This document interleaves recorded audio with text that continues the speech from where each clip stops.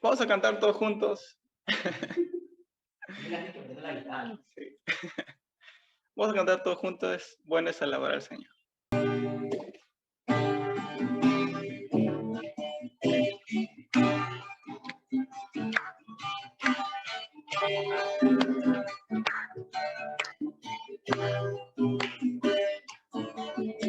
Bueno es alabar al Señor, tu nombre, darte gloria, honra y honor.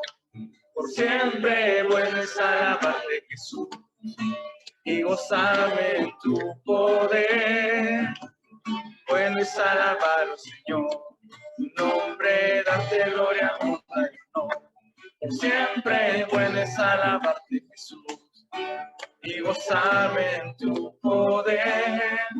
Porque grande eres tú, grandes son tus obras, porque grande eres tú, grande es tu amor, grande es tu gloria, porque grande eres tú, grandes son tus obras, porque grande eres tú, grande es tu amor, grande es tu gloria.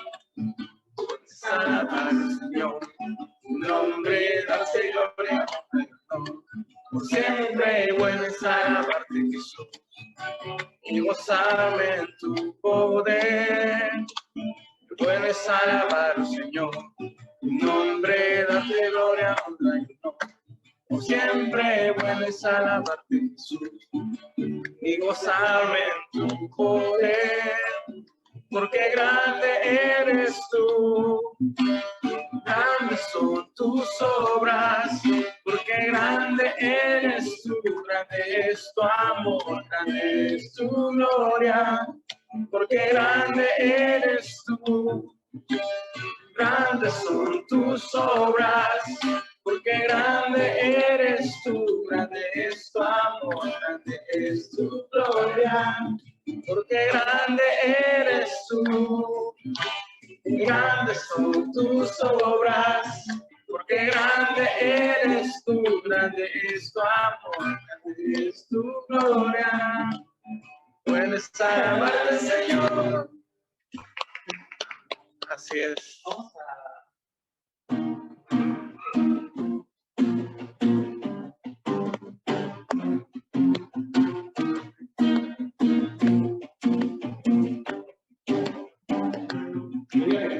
Yo quiero ver tu luz brillando en mí a través de mi ser, un altar que todos puedan ver, que todos oigan, tú eres vida, la esperanza, perfecta gracia que me ha rescatado, tú eres vida, la esperanza, perfecta gracia que me ha rescatado, ya no vivo yo, Cristo vive en mi barro, quiero ser en tus manos, ya no vivo yo, Cristo vive en mi barro, quiero ser en tus manos de gloria, en gloria, te veo yo, de gloria, en gloria, transformado soy por tu espíritu.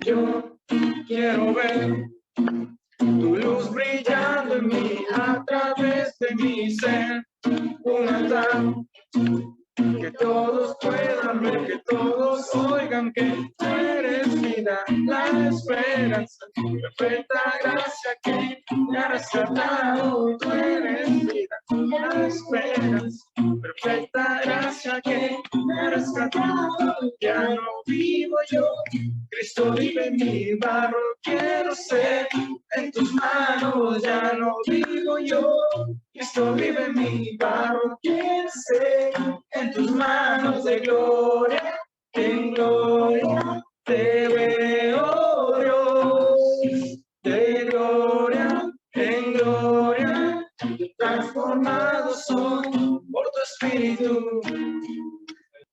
Así es, así es.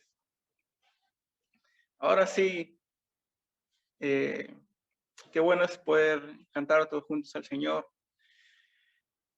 como dice esa canción, Cristo vive en nosotros. Y por eso es importante que el día de hoy estemos reunidos y que busquemos de Él. Vamos a desarrollar nuestro tema el día de hoy. Estamos llevando el libro de Lucas. Y el tema que hoy he titulado es ¿Quién es Jesús? El tema del día de hoy es ¿Quién es Jesús? Y lo vamos a ver a través del libro de Lucas, capítulo 2, versículos del 1 al 20. Y les pregunto, ¿quién es Jesús? La respuesta, bueno, la pregunta es algo complicada, ¿no? Como cuando Jesús les decía, cuando discutía con los fariseos en el templo, ¿no? ¿Es Jesús el Señor de David o hijo de David? Es ambas cosas a la vez, ¿no? Igual como a nosotros, ¿no? Jesús es nuestro amigo, es nuestro Dios, es nuestro consolador, como dice la palabra también. Así es. Pero es todo y mucho más a la vez. Así es. Y eso es lo que vamos a ver hoy día. Karen, ¿qué nos puede decir? ¿Quién es Jesús? Jesús es nuestro Salvador.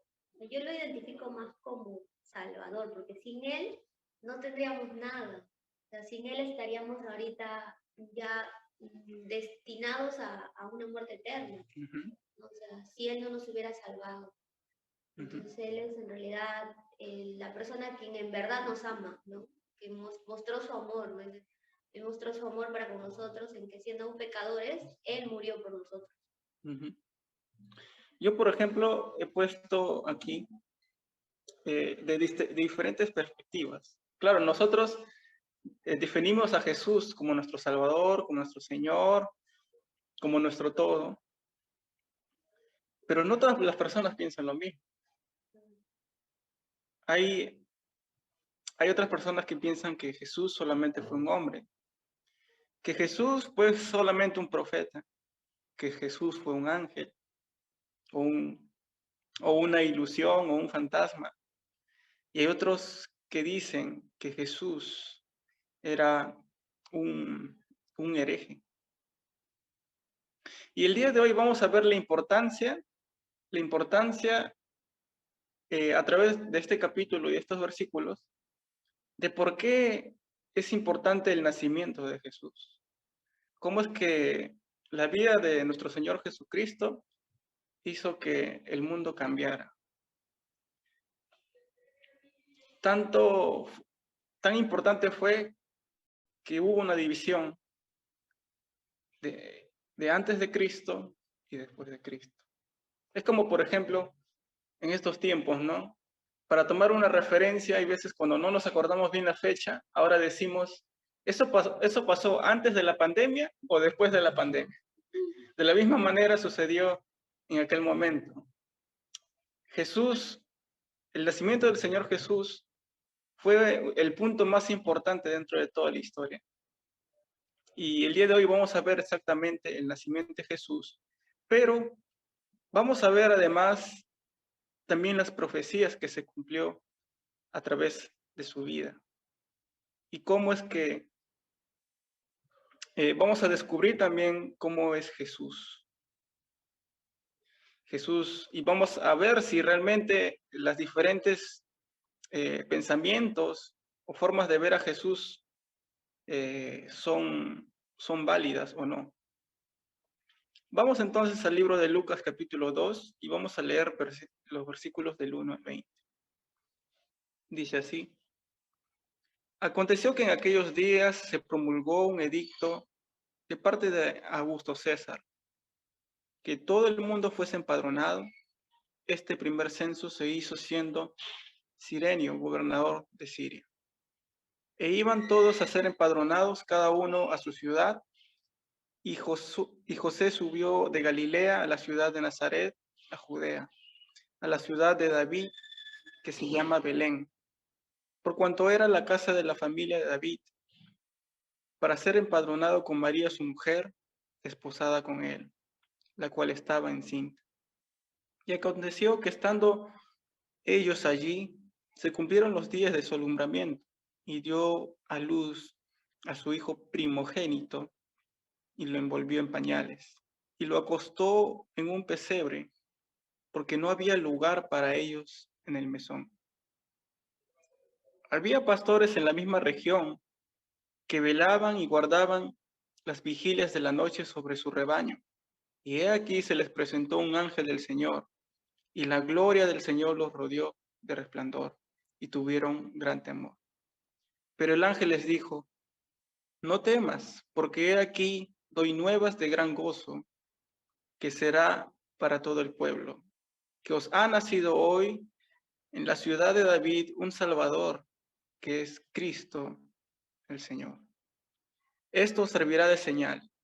Hallaréis al niño envuelto de pañales, acostado en un pesebre, y repentinamente apareció con él, con el ángel, una multitud de huestes celestiales que alababan a Dios y decían: gloria a Dios en las alturas, y en la tierra paz, buena voluntad para con los hombres.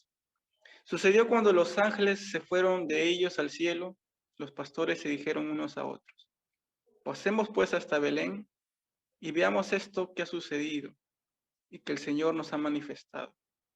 Vinieron pues apresuradamente y hablaron a María y José y al niño acostado en el pesebre. Y al verlos se dieron a conocer lo que se les había dicho acerca del niño. Y todos los que oyeron se maravillaron de lo que los pastores les decían. Pero María guardaba estas cosas, meditándolas en su corazón. Y volvieron los pastores glorificando y alabando a Dios por todas las cosas que habían oído y visto y se les había dicho. Y ahora vamos a entrar a este tema. Recuérdense muy bien, el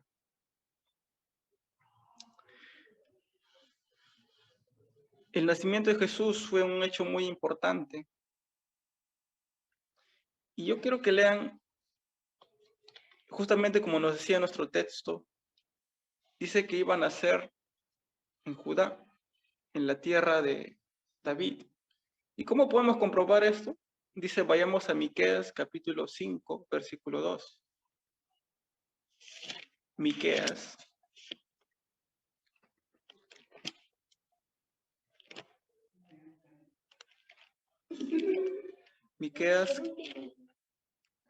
Miqueas capítulo 5, versículo 2 nos dice, sí. Pero tú, Belén Efrata, pequeña para estar entre las familias de Judá, de ti me saldrá el que será Señor de Israel, y sus salidas son desde el principio, desde los días de la eternidad.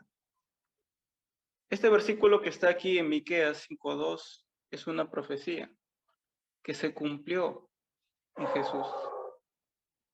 Porque sabemos exactamente que Jesús nació en Belén, y en Belén era un lugar donde ya se había profetizado, es más, donde fue la tierra de David. Ahora, muchos cuestionan y dicen, no, que Jesús, dicen que no nació de, que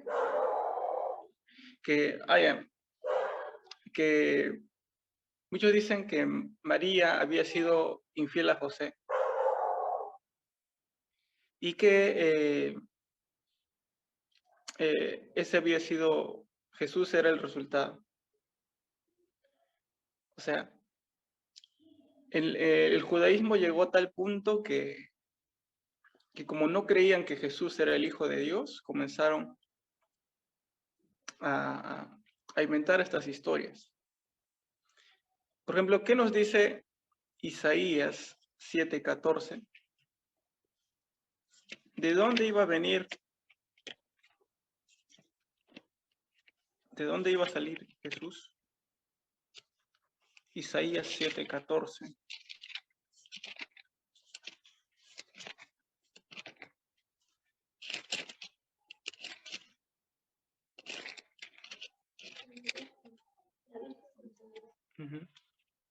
Dice así en ese versículo, Isaías 7:14. Por tanto, el Señor mismo os dará señal, y he aquí que la Virgen concebirá y dará a luz un hijo, y llamará su nombre Emmanuel. Yo me acuerdo que una vez que leí este texto, yo me asombré y dije, aquí está el versículo donde nos dicen que iban a ser de una mujer virgen, que era María, como lo hemos visto en nuestro texto. Pero en esta última parte nos dice, y llamará su nombre Emmanuel. Cuando dice eso, no se está refiriendo a su nombre, a la manera en que será llamado, sino a lo que representa. El nombre Emmanuel significa Dios con nosotros, o Dios en medio de nosotros, sino que iba a tener esa importancia que nuestro Señor Jesús era el Dios encarnado que nos iba a dar la salvación. Y ahora también en Isaías 9:6 nos dice, más adelante nada más, Isaías 9:6, porque un niño nos es nacido, hijo nos es dado, el principado sobre su hombro, y se llamará su nombre admirable, consejero, Dios fuerte, Padre eterno, príncipe de paz. Las profecías se cumplieron en Jesús. Vino de una virgen, hasta el momento estamos viendo eso. Iba a nacer en Belén. E incluso en el libro de Daniel nos dice que nos da el tiempo en que Jesús iba a nacer. Dice en Daniel capítulo 9.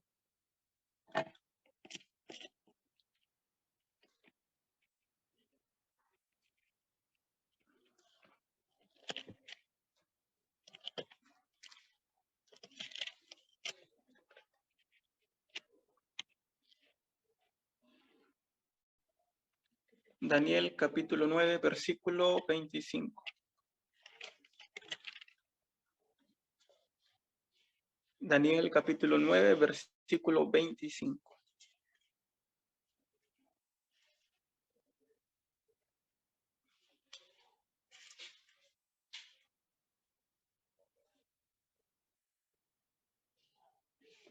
Sabe pues y entiende que desde la salida de la orden para restaurar y edificar a Jerusalén hasta el Mesías príncipe, habrá 7 semanas, y 72 semanas se volverá a edificar la plaza y el muro en los tiempos angustiosos.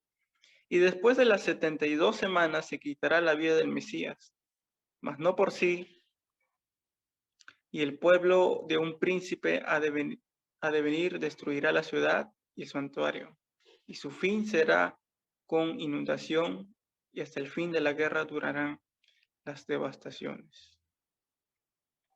Incluso, como decía, ya se había dado un tiempo en cuando iba a venir Jesús. Ahora,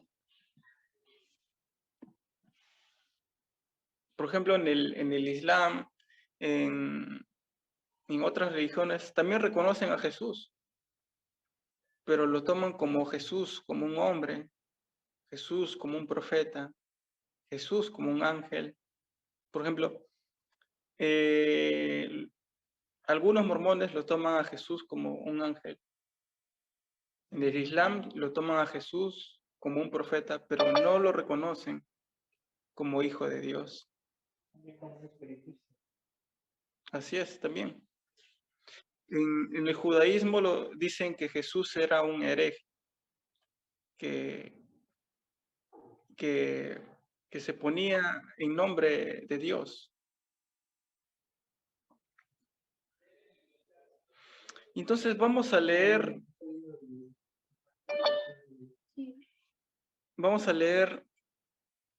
Hebreos capítulo 1. Ya que estamos llevando Hebreos, vamos a leer Hebreos capítulo 1.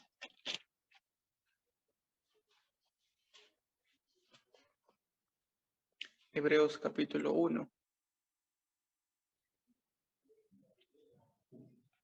Dice así: Dios, habiendo hablado muchas veces y de muchas maneras en otro tiempo a los padres por los profetas, en estos postreros días nos ha hablado por el Hijo.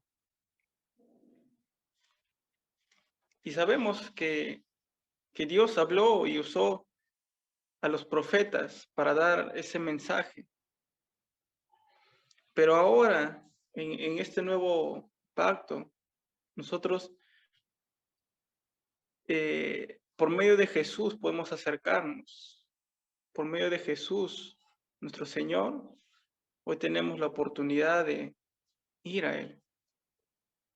Dice más adelante, en estos posteriores días nos ha hablado por el Hijo, a quien instituyó heredero de todo y por quien asimismo hizo el universo, el cual siendo el resplandor de su gloria y la imagen misma de su sustancia, y quien sustenta todas las cosas con la palabra de su poder, habiendo efectuado la purificación de nuestros pecados por medio de sí mismo, y se sentó a la diestra de la majestad en las alturas, hecho superior a los ángeles, en cuanto heredó más excelente nombre que ellos.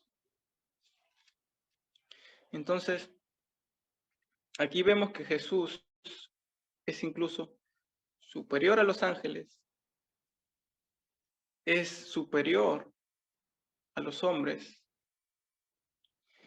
y más adelante veremos que es superior incluso a los profetas. Más adelante en el versículo 5 nos dice, porque ¿a cuál de los ángeles le dijo Dios jamás, mi hijo eres tú? A ningún ángel le dijo esto, solamente fue a Jesús que le dijo, mi hijo eres tú, yo te he engendrado hoy.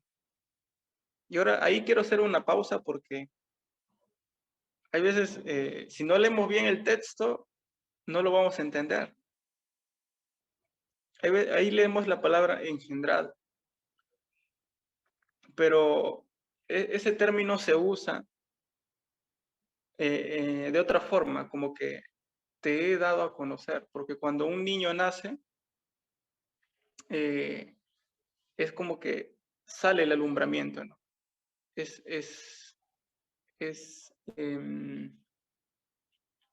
Se da a conocer el niño, o sea, a través del nacimiento de Jesús, de que Jesús iba a venir en forma de hombre. Cuando dice de esta manera, yo te he engendrado hoy, es que yo te he dado a conocer, yo te he anunciado a los hombres. Y otra vez dice, yo seré a el Padre y él será a mi Hijo. Y otra vez, cuando introduce al primogénito en el mundo, dice, adórenle todos los ángeles de Dios. Ciertamente de los ángeles dice, el que hace a sus ángeles espíritus y a sus ministros llama de fuego. Mas el Hijo dice, tu trono, oh Dios, por el siglo del siglo, cetro de equidad es el cetro de su reino. Has amado la justicia y aborrecido la maldad, por cuanto te ungió Dios, el Dios tuyo, con óleo de alegría más que a más que a tus compañeros. Tú, oh Señor, en el principio fundaste la tierra y los cielos son la obra de tus manos. Ellos perecerán, mas tú permaneces, y todos se envejecerán como una vestidura, como un vestido los envolverás y serán mudados. Pero tú eres el mismo y tus años no acabarán. Pues, ¿a cuál de los ángeles dijo Dios jamás, siéntate a mi diestra, hasta que ponga a tus enemigos por estrado de tus pies?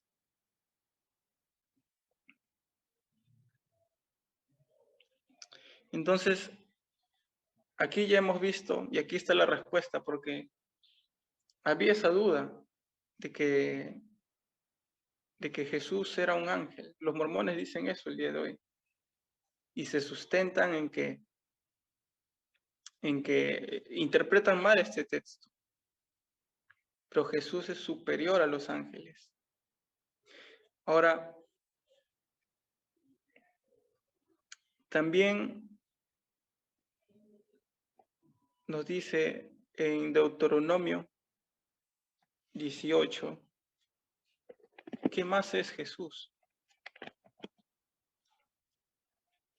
Deuteronomio 18, versículos del 15 al 19. Deuteronomio 18, del 15 al 19. Dice así: profeta de en medio de ti, de tus hermanos, como yo, te levantaré, Jehová tu Dios, y a él oiréis. Conforme a todo lo que pediste a Jehová tu Dios en Horeb, en el día de la asamblea, diciendo: no vuelva yo a oír la voz de Jehová mi Dios, ni yo vea este gran fuego, para que no muera. Cuando Moisés había subido al monte para recibir la tabla de los mandamientos, dice que en el monte se escuchó un gran trueno, y fue tan fuerte que ellos comenzaron a temer, y la presencia de Dios estuvo en ese monte, que era el monte de Sión. Entonces el pueblo le dijo a Moisés: ve tú, porque estaban muy temerosos, porque nosotros a lo que tú digas vamos a hacer. Y el pueblo de Israel siempre tomó a Moisés como el más grande profeta. Pero ahora, en el versículo 15 que hemos leído, dice: profeta de en medio de ti, de tus hermanos, como yo te levantaré, Jehová tu Dios, a él oiréis. Esta es la profecía de que iba a venir a un profeta como Moisés. Y también nos dice que a él oiréis.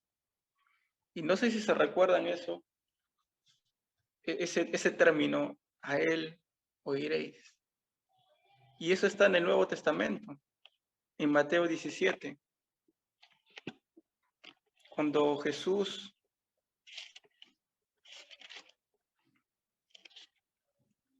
Mateo 17, versículos del 4 al 6, cuando Jesús sube al monte con Jacobo, Pedro y Juan. Dice en el versículo del 4 al 6. Pero entonces Pedro dijo a Jesús: Señor, bueno es para nosotros que estemos aquí. Si quieres, hagamos aquí 3 enramadas, una para ti, otra para Moisés y otra para Elías. Mientras él aún hablaba, una nube nos cubrió. Y he aquí una voz de la nube que decía: este es mi Hijo amado, en quien tengo complacencia. A él oíd. Entonces, ¿qué estaba haciendo Dios Padre? Estaba poniendo a Jesús por encima de Moisés, que representaba la ley, y de Elías, que era otro de los grandes profetas. Y Dios Padre dice: este es mi Hijo amado. Dios mismo lo da a conocer, en quien tengo complacencia, y a él oí. Entonces aquí se hace el cumplimiento también de esta profecía, de que debían ahora oír al Hijo, que es Jesús. Y por último, en Hebreos 4, del 14 al 16,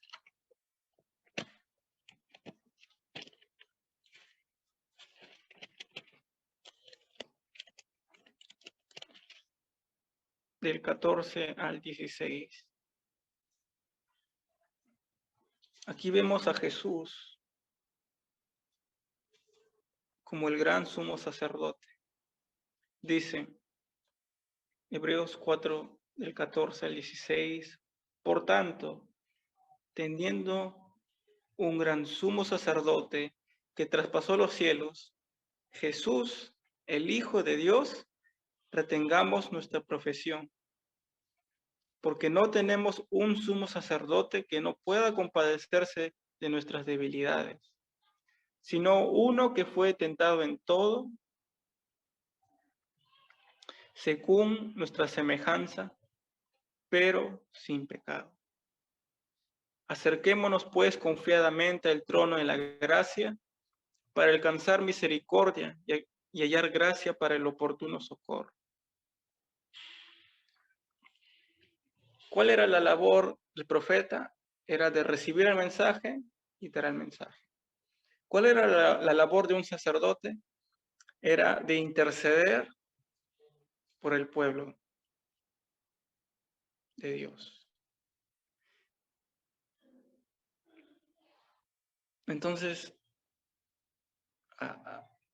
Jesús fue mucho más que un hombre, que un profeta, hasta incluso superior a los ángeles.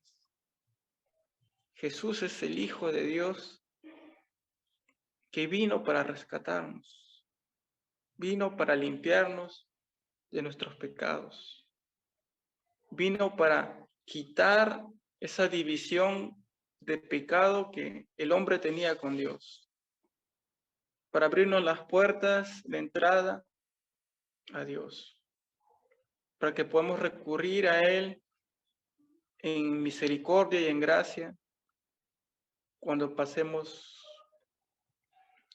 cuando hayamos pecado, cuando estemos débiles, cuando estemos desanimados, cuando estemos sin fuerzas, cuando estemos de una u otra manera o pasando situaciones difíciles. Ahí está el Señor. Y es más, esta labor de sacerdote es tan importante porque ahí mismo nos dice que este sumo sacerdote, que es nuestro Señor Jesús, nos entiende. Dice, sino uno que fue tentado en todo, según nuestra semejanza, pero sin pecado. Al igual que tú y yo, nosotros somos tentados en diversas maneras. Jesús nos entiende, porque vino en forma de hombre y fue tentado también, pero él nunca pecó. Mas nosotros muchas veces somos tentados y caemos, pero gracias a nuestro Señor Jesús tenemos la oportunidad de reconciliarnos con Dios. Jesús hizo un gran cambio dentro de toda la historia. Nuestro Señor Jesús cumplió lo que estaba escrito. Y Él es la razón. Es el mensaje que también predicamos de Él. De ahí, ahí donde están, vamos a orar todos juntos para pedir a Dios que nos ayude. A que no veamos a Jesús simplemente como una religión, como un hombre, sino verdaderamente como nuestro Señor que es y nuestro Salvador que es.